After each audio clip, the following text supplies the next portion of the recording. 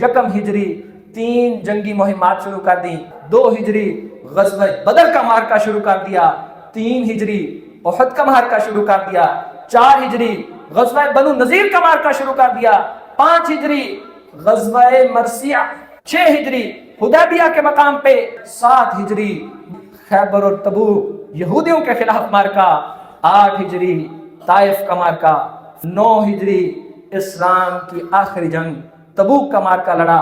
کوئی سال آپ کو خالی نظر آیا؟ سب تعریفات اللہ مالک الملک احکم الحاکمین کی ذات کے لیے خاص ہے۔ نبی محترم جناب محمد رسول اللہ صلی اللہ علیہ وسلم کی ذات مطہر و مقدس پر درود و سلام کے بعد سورۃ آل عمران اس کی آخری آیت نمبر 200، اے ایمان والو اصبروا، صبر کرو، وصابروا، اور ڈٹے رہو، ورابطوا، اور دشمن کے مقابلے میں مورچہ بند رہو، واتقوا اللہ، اور اللہ تعالیٰ سے ڈرتے رہو، لعلکم تفلحون،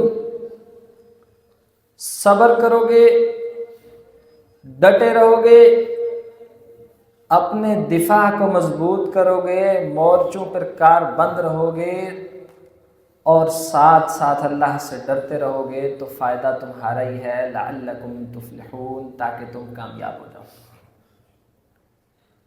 احباب ذی وقار، اللہ کا کرنا ایسا ہوا کہ پہلی دفعہ یہ آیت سننے کا اتفاق تب ہوا جب یہ آنکھیں اس منظر کو دیکھ رہی تھی، اور آپ نے بھی یہ منظر دیکھا ہوگا، ایک معصوم پھول، ایک مسکراتا ہوا نورانی چہرہ، مگر ظالموں اور غاصبوں کے غصب اور ان کے ظلم کے آثار اس کے چہرے پہ نظر آ رہے تھے، چہرہ خون آلود، آنکھیں دہشت سے بھری ہوئی، اور ماں کی ممتا، اپنی محبت اور اپنی شفقت کے ساتھ یہاں والدین تشریف فرمائیں۔ ذرا ایک لمحے کے لیے اس منظر نامے کو اپنے بیٹے پر لگائیے گا، اپنی بیٹی پر فٹ کیجیے گا۔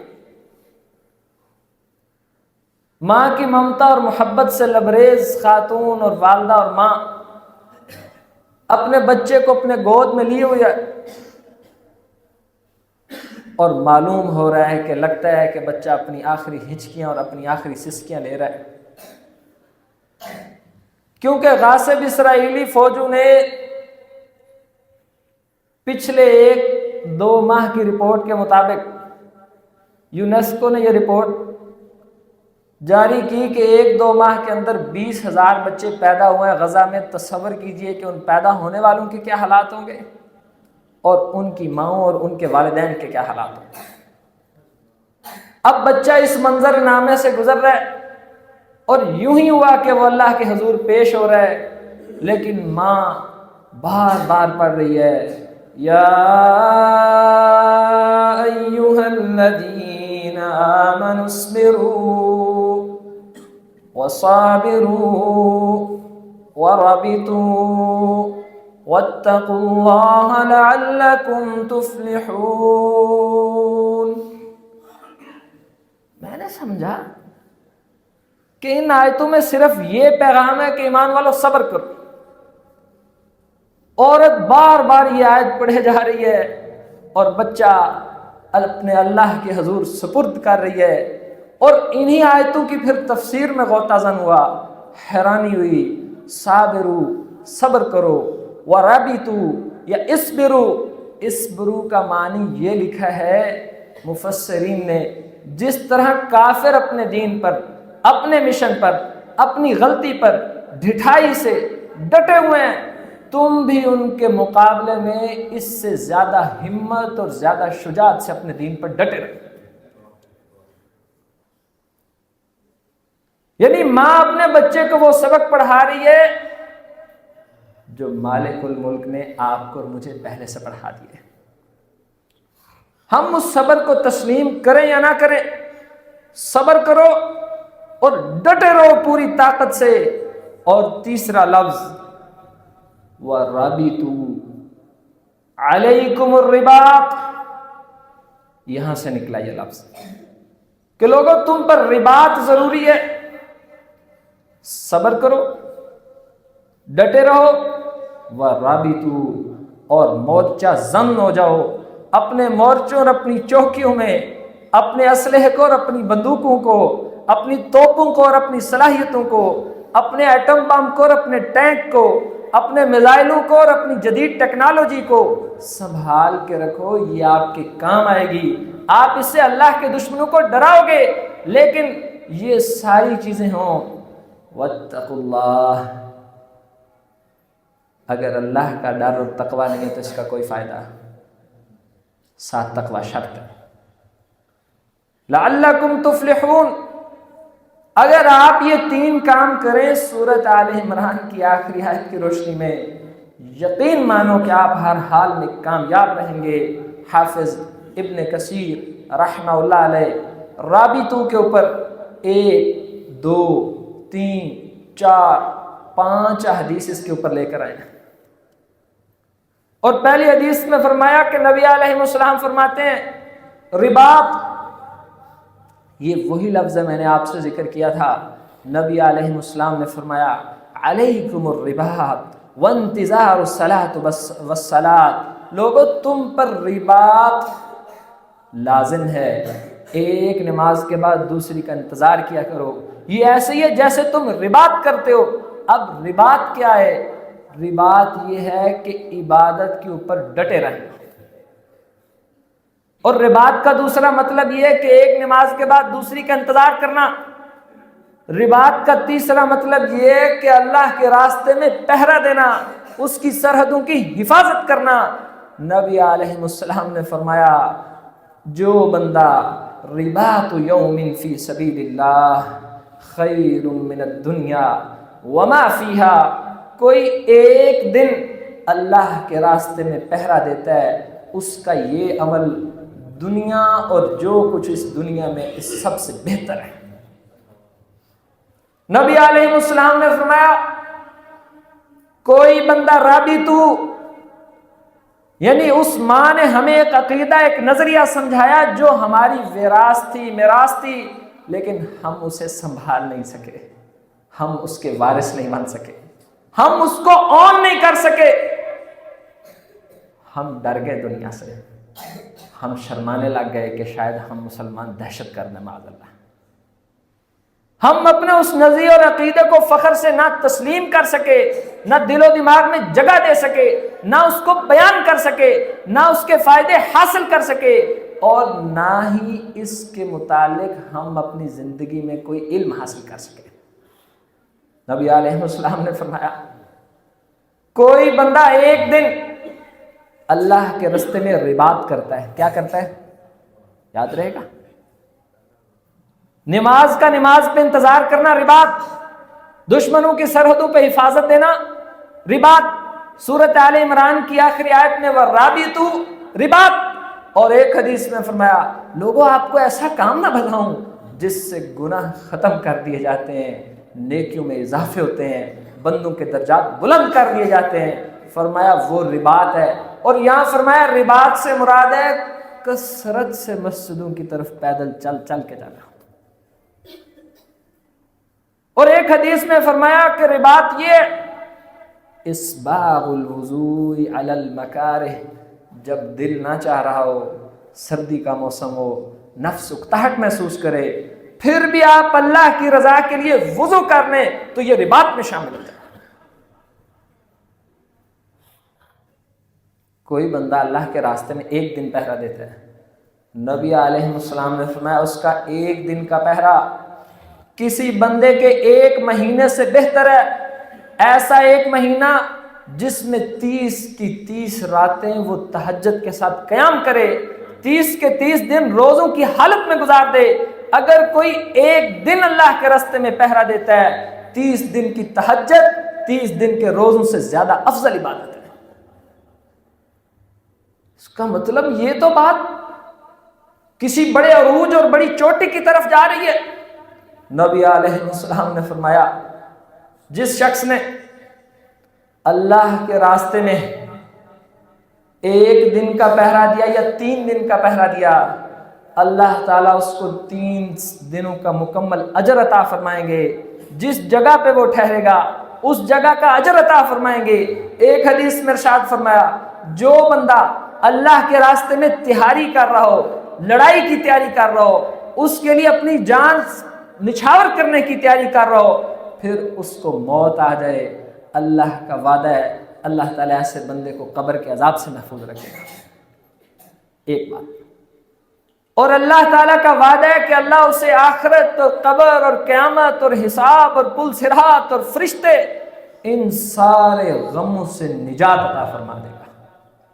اور اللہ کا وعدہ ہے اللہ اس کو ایسا رزق عطا فرمائے گا، دنیا کا رزق کم اور زیادہ ہو جاتا ہے، اس کا رزق کبھی بھی کم نہیں ہوگا۔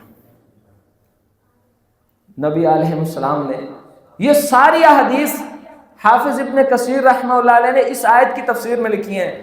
حضرت عثمان رضی اللہ عنہ ایک دفعہ منبر پہ تشریف لائے، خطبہ ارشاد فرمایا، کہا لوگو ابو بکر ہم سے عظیم تھے گزر گئے، عمر فاروق ہم سے بہتر تھے، علی المرتضیٰ ہم سے بہتر تھے، میں نے ایک راز اپنے سینے میں چھپا رکھا ہے، میں نے آپ کو ساری زندگی یہ حدیث بیان نہیں کی، میرا دل کرتا ہے کہ آج وہ حدیث تمہیں بتا ہی دوں، کہیں وہ علم چھپ ہی نہ جائے۔ فرمایا نبی علیہ السلام نے فرمایا ایک رات یا ایک دن اللہ کے راستے میں پہرا دینا 1000 راتوں کی تہجد اور 1000 دنوں کے روزوں سے زیادہ افضل کام ہے۔ اور آگے وہی خدشہ جو آپ میں سے جو بھی صاحب ایمان اس بات کو دل و دماغ میں جگہ دے رہے اس کے ذہن میں فوراً آئے گا پھر ہمیں یہاں رہنے کا کوئی حق حاصل نہیں ہے، پھر ہمیں تو اللہ کے راستے میں لڑنا چاہیے، اپنا کردار ادا کرنا چاہیے۔ حضرت عثمان کہتے ہیں لوگوں مجھے یہی خوف تھا یہ حدیث میں تمہیں بیان کر دوں کہیں تم سارے مدینہ تو رسول چھوڑ کے محاذوں پہ ہی نہ چلے جاؤ۔ جہاں پیارے محمد صلی اللہ علیہ وسلم زمین کے بہترین انسان تھے، جہاں نبی محترم صلی اللہ علیہ وسلم اس کائنات کے سب سے شاندار معلم تھے، سب سے شاندار چیف جسٹس تھے، عدل اور قضاء کے محکمے میں سب سے اونچا مقام رکھتے تھے، جہاں ایک بہترین باپ تھے، جہاں ایک شاندار ہر حوالے سے انتظامی امور میں ایک رول ماڈل تھے، وہیں میرے پیارے محمد کریم صلی اللہ علیہ وسلم لقد کان لکم فی رسول اللہ اسوۃ حسنہ لمن کان یرجو اللہ، جس کو اللہ پر آخرت پر یقین ہے اس کے لیے محمد کی زندگی صلی اللہ علیہ وسلم بہترین نمونہ اور رول ماڈل ہے۔ وہی وہ رول ماڈل ایک شاندار سپہ سالار اور جنگجو بھی تھے۔ حضرت انس کہتے ہیں رضی اللہ عنہ میں نے اپنی زندگی میں اپنے نبی سے بہادر بندہ سبحان اللہ صلی اللہ علیہ وسلم۔ صحابی کہتے ہیں خندق کے موقع پہ بڑا خوف چھایا ہوا تھا اور اچانک مدینے میں آواز آئی اور ہمیں لگا کہ شاید کسی نے مدینہ پہ حملہ کر دیا ہے۔ جب ہم اپنے گھروں سے نکلے جائیں ذرا اپنے شہر کی خبر لیں، کوئی حفاظت کا انتظام کریں، کوئی دشمن کا سراغ لگائیں، کچھ اس کے مقابلے کی تیاری کریں۔ ابھی ہم اٹھ کے گھروں سے نکل کے باہر شہر کی طرف جا ہی رہے ہیں، ہم نے ایک دیکھا میرے اللہ کا شیر نبیوں کا امام محمد کریم اپنی تلوار لہراتے ہوئے اپنے گھوڑے پہ بیٹھے ہیں، کہہ رہے ہیں کہ اپنے امن و امان سے اپنے گھروں میں چلے جاؤ، میں سب کچھ رات کی تنہائیوں میں دیکھ آیا ہوں، کوئی خوف نہیں ہے، کوئی سیکیورٹی کا انتظار ہی نہیں کہ دستے میرے آگے پیچھے جائیں یا سپاہیوں کی فوج جائیں۔ بہادر انسان کی سب سے پہلی علامت یہ ہے اگر اسلام کو خون کی ضرورت ہے تو محمد سب سے پہلے حاضر ہے. یہ بہادری ہے. نبی علیہ السلام نے بنو سلیم قبیلے کے پاس سے گزرے اور دیکھا کہ بنو سلیم کے لوگ کچھ ادھر کھڑے ہیں کچھ ادھر کھڑے ہیں، آپس میں تلواریں اور نیزے اور نشانے لگا رہے ہیں. کہا بنو سلیم والو ویری گڈ، ایکسیلنٹ، چھا گیا تم. ذرا زور اور شور سے نشانے لگاؤ اور خوب اس کی پریکٹس کرو، کیونکہ تمہارے باپ اسماعیل بہترین نشانہ باز اور تیر انداز تھے. اور کہا کہ اچھا آپ آپس میں کھیل رہے ہو، تم میں سے ایک جماعت میں میں شامل ہو جاتا ہوں، چلو ہم بھی گیم کرتے ہیں. ایک جماعت ایک ٹیم کے ساتھ پیارے محمد کریم ہو گئے، دوسری ٹیم سامنے ہو گئی. فرمایا چلو گیم شروع کرتے ہیں. وہ کہنے لگے جو سامنے تھے، اے پیارے رسول صلی اللہ علیہ وسلم، ہم آپ کے مقابلے میں نہیں کھیل سکتے. کہا اچھا آپ اپنی گیم جاری رکھو، میں آپ دونوں ٹیم میں شامل ہوں، لیکن یہ کام کرتے رہنا. نبی علیہ السلام نے ارشاد فرمایا جس بندے نے نشانے بازی سیکھی پھر اس کو بھلا دی، یہ بندہ امت محمدیہ میں سے یہ نہیں ہے. وَأَعِدُّوا لَهُمْ مَا اسْتَطَعْتُم مِّن قُوَّةٍ، سورۃ انفال 60 نمبر آیت. لوگو ان کے خلاف قوت اور طاقت جمع کرو. فرمایا الا ان القوۃ رمج، الا ان القوۃ رمج، الا ان القوۃ رمج. آپ کا رب احکم الحاکمین آسمان سے کہتا ہے قوت جمع کرو. اس رب کا پیغمبر اس کی تفسیر کرتا ہے خبردار مومنو، قوت سے مراد ہے نشانے بازی. آپ کا نشانہ اچھا ہونا چاہیے، آپ میں یہ صلاحیت ہونی چاہیے. نبی علیہ السلام مکہ میں داخل ہوئے، زمین پر جتنی جنگیں لڑی جاتی تھی ان کا مقصد قتل و غارت گری، فساد، عورتوں کی عصمت دری، بچوں کو نقصان، زمینوں پہ قبضہ، حکومتیں حاصل کرنا، مال لوٹنا، اپنی عزت کے چرچے چروانا، اپنے نام اور شہرت کا ڈنکا بجوانا کہ دنیا کہے کہ فلاں قبیلے کے لوگ بڑے بہادر ہیں. صحابی رسول آئے، اے اللہ کے رسول، اگر کوئی اپنے قبیلے کے لیے لڑے، اگر کوئی اپنی عزت کے لیے لڑے، اگر کوئی اللہ کے لیے لڑے، ان میں سے فی سبیل اللہ کیا ہے؟ فرمایا فی سبیل اللہ صرف یہ ہے کہ کوئی اللہ کی عزت اور اس کے جلال کی خاطر لڑے. اور زمین میں پہلی دفعہ جنگوں کا یہ نظام نافذ کیا گیا. مال کے لیے لڑنا نہیں. اور ایسے 10 جنگی احکامات پیارے نبی نے لگائے جو زمین کی تاریخ میں جنگوں میں کبھی بھی نہیں لگائے جاتے تھے. حکم جاری کیا جب جنگ کرنی ہے دشمن کے بچوں اور عورتوں کو کچھ نہیں کہنی، آپ نے لڑنا ہے. کھیتیوں اور درختوں کو کاٹنا نہیں کاٹنا، آپ نے لڑنا ہے. اگر آپ کا کسی دشمن سے معاہدہ ہے آپ نے معاہدے کی پاسداری کرنی ہے.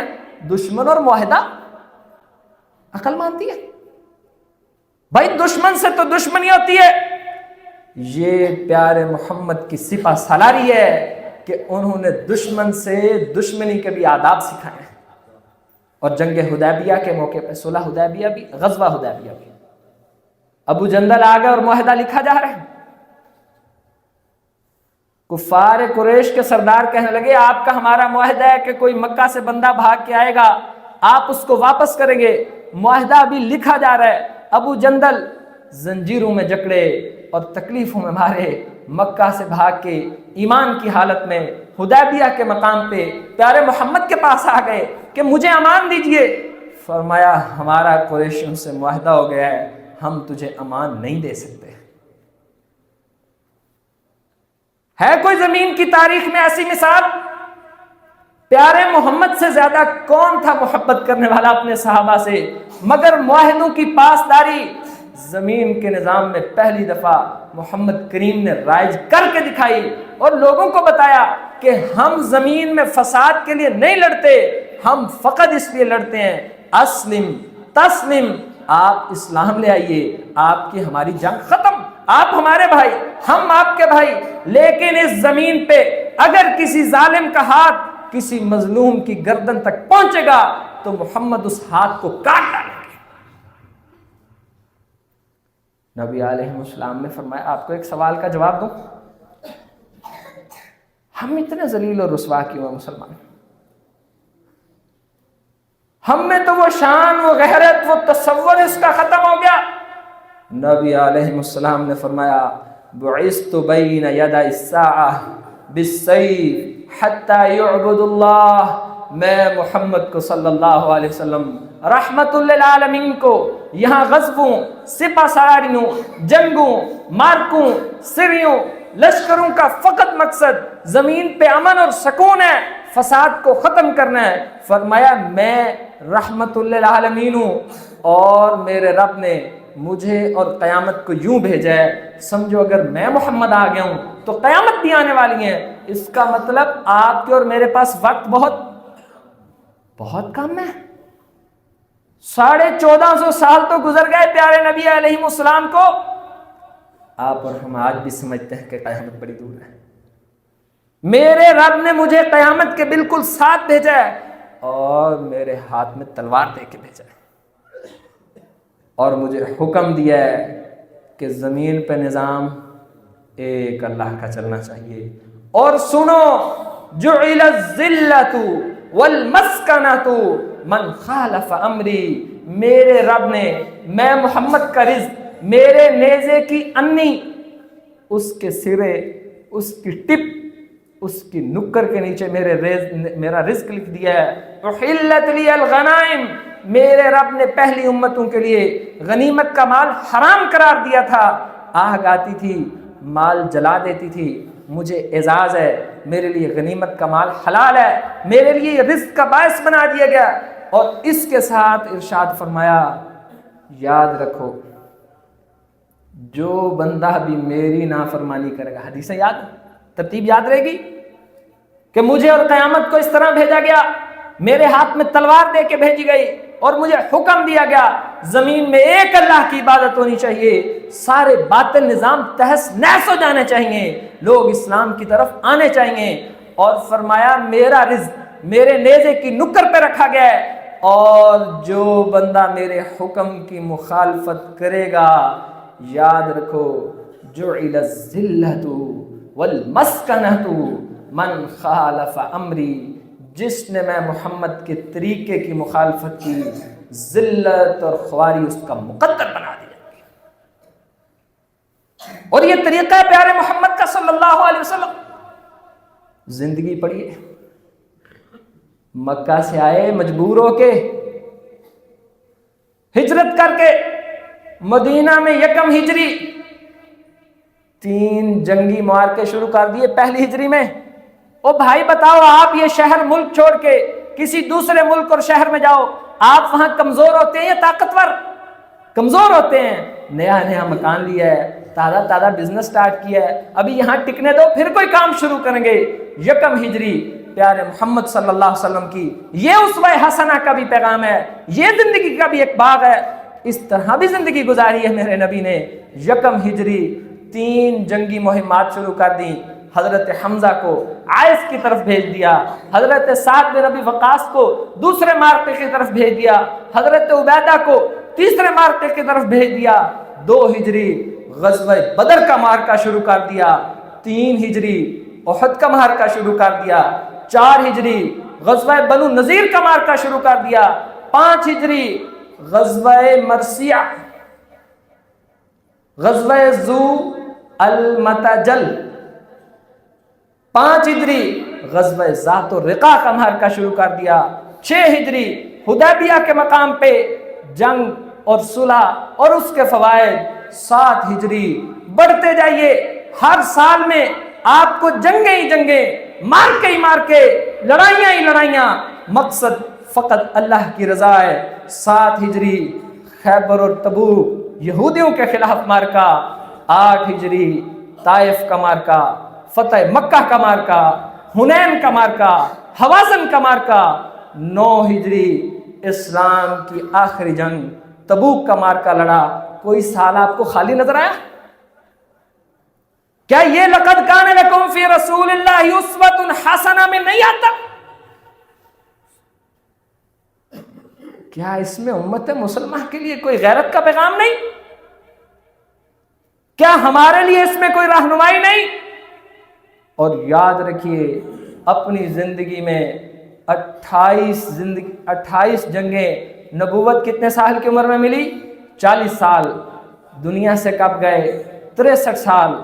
23 سالہ نبوی زندگی کے اندر 28 جنگوں اور مارکوں میں خود شرکت کی، اور 55 سرایہ سیریا جس میں صحابہ کرام کو بھیجا، کوئی 78 کے قریب جنگیں، ہر مہینے 1.5 مہینے بعد ایک آدھا مارکا یا جنگ ضرور نظر آتی۔ یہ سپہ سالاریاں تھی میرے محمد کی صلی اللہ علیہ وسلم، اور اس کا فائدہ تھا کہ مسلمان عزت کی زندگی گزارتے تھے۔ لاتوں کے بھوت باتوں سے مانتے ہیں، مائٹ از رائٹ، جس کی لاٹھی ہے جرم ضعیفی کی سزا مرگ مفاجات۔ ماڑے بندے کی سزا یہ ہے کہ اس کو ٹھڈے اور ٹھوکریں ماری جائیں، اس کو در بدر کیا جائے اور گاجر اور مولی کی طرح کچلا جائے۔ لیکن طاقتور کے سامنے کوئی کھڑا، اسلام ہمیں طاقتور بنانا سکھاتا ہے، ہمیں رہنمائی کرتا ہے، ہمیں اصول بتاتا ہے، آگے ہماری مرضی۔ ہم اس عزت کو سینے سے لگا لیں، دلیر اور بہادر بن جائیں۔ اور بہادری کا ایک سبق اور پیارے محمد نے دیا، وہ سبق ہے شہادت کی موت۔ فرمایا میں اپنے اللہ سے دعا کرتا ہوں اللہ تعالیٰ مجھے زندگی دے اور پھر میرا رب مجھے شہادت کی موت عطا فرمائے، اور پھر میرا رب مجھے زندگی عطا فرمائے، اور پھر محمد کریم رب سے یہ دعا کرتا ہے اللہ تعالیٰ پھر مجھے شہادت کی موت عطا فرمائے، اور پھر میں رب سے دعا کرتا ہوں تیسری دفعہ رب زندگی عطا فرمائے، پھر موت دے تو شہادت کی موت دے، اور چوتھی دفعہ رب سے دعا کرتا ہوں اللہ تعالیٰ زندگی عطا فرمائے، میرا رب پھر موت دے تو شہادت کی موت دے۔ بھائی مانا آپ کسی عملی کردار میں آگے نہیں ہیں، آپ نے شہادت کب مانگی آخری دفعہ؟ یقین جانو میں سلام پیش کرتا ہوں غزہ کے جوانوں، عورتوں اور بچوں کو، کیا غیرت اور کیا ایمان، کیا ہمت اور کیا جرت۔ ان کو یقین ہے دنیا عارضی ہے، یہ بچہ اللہ کی جنت میں جائے گا، اور پیچھے سے ہم بھی اللہ کی جنت میں جائیں گے، ہم وہاں جمع ہو جائیں گے۔ اور جو پروٹوکول شہیدوں کو ملنا ہے، کسی بندے کو یہ پروٹوکول مل ہی نہیں سکتا، ہم تو جیتے ہی اسی لیے۔ نہ مال غنیمت نہ کشور کشائی، عزائم کو سینوں میں بیدار کر دے، نگاہ مسلمان کی تلوار کر دے۔ یا اللہ ہم تو جیتے ہی اسی لیے ہیں، ہماری زندگی کا مقصد یہ ہے تیرا دین سرفراز ہو جائے، اس میں ہماری جوانیاں لگ جائیں، صلاحیتیں اور طاقتیں لگ جائیں، بچے اور اولادیں لگ جائیں، اسباب اور مال لگ جائیں، تو لگ جائے، تو نے عطا کیا ہے، لیکن ہماری زندگی میں تیرا دین غالب آنا چاہیے۔ نہ بھی آئے ہماری کوششیں اسی راستے میں لکھی جائیں، ہم چلے جائیں، ہمارے صدقہ جاریہ دنیا پہ زندہ رہیں، اور ایک وقت آئے گا نا وقت کہ اسلام غالب آئے گا۔ آل یاسر آئے نبی علیہ السلام کے پاس، اے اللہ کے رسول دعا کیجئے، بڑی تکلیفیں اور آزمائشیں ہیں۔ میں کہتا ہوں امت مسلمہ آج کتنی تکلیفوں اور آزمائشوں میں ہے، کتنے دکھوں اور پریشانیوں میں ہے، کتنی ذلت اور خواری میں ہے، کتنی لاشوں میں ہے، کتنی قہر سالیوں میں ہے، کتنے محاصرے میں ہے، حتیٰ کہ مسلمان پہ ظلم ہو، کنڈم کرنا تو دور کی بات، دوسرا مسلمان یہ بھی نہیں کہتا کہ یہ ظلم ہے۔ ملکوں کے ملک، حکومتوں کی حکومتیں گونگے اور بہرے بنے ہوئے ہوں، ایسا ہی وقت آل یاسر کہنے لگے اے اللہ کے رسول دعا کیجئے اللہ تعالیٰ کو اپنا فضل اور رحم فرمائے۔ فرمایا آل یاسر فصبر، صبر کیجئے، ڈٹے رہیے، آپ سے پہلے ایسے لوگ بھی گزرے ہیں، ان کے جسموں کو لوہے کی کنگھیوں سے چھین دیا جاتا تھا، الگ کر دیا جاتا تھا، مگر وہ کہتے تھے کہ آج بھی ہمارا رب اللہ ہے۔ اور ساتھ ارشاد فرمایا میں محمد کو یقین ہے یہ وقت بدل جائیں گے، اللہ اچھے وقت لائے گا، حضر موت سے صنعاء تک ہزاروں کلومیٹر کوئی مسلمان عورت سفر کرے گی، اسے کفر کی دیکھنے والی کوئی محلی نگاہ نہیں ہوگی، اتنا امن اور سکون آ جائے گا، اتنا چین اور اتنا سکون آ جائے گا۔ اللہ تعالی ہمیں توفیق عطا فرمائے، یہ غیرت اسلامی زندہ فرمائے۔ یہ اسباق دہراتے رہا کریں، قرآن پڑھتے رہا کریں۔ اس کام کی تبلیغ کی سب سے بڑی کتاب اللہ کی کتاب قرآن حکیم ہے۔ ھذا ما کان عندی واللہ اعلم بالصواب۔